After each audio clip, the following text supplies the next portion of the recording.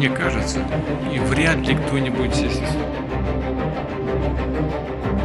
Ukraine যুদ্ধের মাঝেই এবার ন্যাটোর দোরগোড়ায় নতুন যুদ্ধের ছায়া দেখছেন সামরিক বিশ্লেষকরা। সুইডিশ সশস্ত্র বাহিনীর শীর্ষ কমান্ডার মাইকেল ক্লায়েসন এক সাক্ষাৎকারে জানিয়েছেন, ন্যাটোকে পরীক্ষা করতে বাল্টিক সাগরের যে কোনো দ্বীপ দখলে নিতে পারে রাশিয়া। বিশেষ করে উত্তর ইউরোপ এবং বাল্টিক অঞ্চলে রাশিয়ার গতিবিধির উপর তীক্ষ্ণ নজর রাখার আহ্বান জানিয়েছেন তিনি। সামরিক মহড়াগুলোতে প্রায়ই দেখা যায় সুইডেনের গোটল্যান্ড, ডেনমার্কের বর্নহোম কিংবা এস্তোনিয়ার হিউমা ও সারেমার মতো গুরুত্বপূর্ণ দ্বীপগুলোতে অতর্কিত হামলা চালাচ্ছে রুশ বাহিনী। 2025 সালের সেপ্টেম্বরে সুইডিশ সিভিল কন্টিজেন্সি এজেন্সির এক রিপোর্টে বলা হয়েছে, রাশিয়া যে কোনো সময় গোটল্যান্ড দ্বীপে দ্রুত উভচর বা বিমান হামলা চালিয়ে তা দখল করে নেয়ার সক্ষমতা রাখে।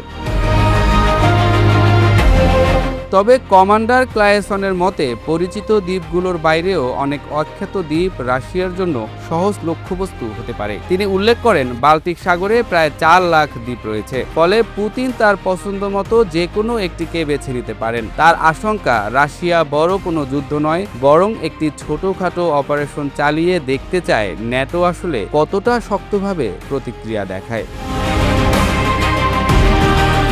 সুইডিশ সামরিক কর্মকর্তাদের মতে, ইউক্রেন যুদ্ধ শেষ হওয়ার সাথে সাথেই রাশিয়া তাদের সামরিক শক্তিকে ন্যাটোর পূর্ব দিকে সরিয়ে নেয়ার সুযোগ পাবে। ক্লায়েসন স্পষ্টভাবে জানিয়েছেন, রাশিয়া হয়তো পুরনো রুশ সাম্রাজ্য বা সোভিয়েত ইউনিয়নের মতো ভূ রাজনৈতিক সীমানা পুনরুদ্ধারের জন্য নতুন কোনো সামরিক সংঘাতের প্রস্তুতি নিচ্ছে।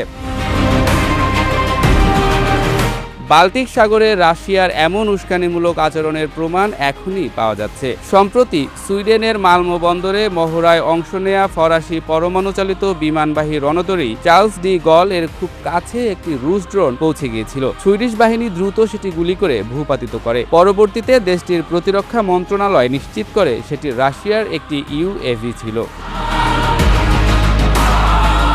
ইউরোপীয় বিশ্লেষকরা মনে করছেন, এ ধরনের ড্রোন অনুপ্রবেশ আসলে ন্যাটোর প্রতিরক্ষা ব্যবস্থার দুর্বলতা খুঁজে বের করার একটি কৌশল। সুইডেন এবং ফিনল্যান্ড ন্যাটোতে যোগ দেওয়ার পর বাল্টিক সাগর ন্যাটো লেকে পরিণত হলেও রাশিয়ার সম্ভাব্য আগ্রাসন নিয়ে উদ্বেগ কাটছে না। আন্তর্জাতিক রাজনীতিতে এখন বড় প্রশ্ন, পুতিন কি সত্যিই ন্যাটোর 5 নম্বর ধারা কালেকটিভ ডিফেন্সকে চ্যালেঞ্জ করার সাহস দেখাবেন? সুইডিশ কমান্ডারের এই হুঁশিয়ারি যদি সত্যি হয়, তাহলে বাল্টিক অঞ্চলের ছোট কোনো দ্বীপ দখলই হতে পারে তৃতীয় বিশ্বযুদ্ধের সূচনাবিন্দু। বিশ্লেষকরা বলছেন, পুতিনের এই সম্প্রসারণবাদ রুখতে সামরিক প্রস্তুতির পাশাপাশি কূটনৈতিক তৎপরতা বাড়ানোর কোনো বিকল্প নেই।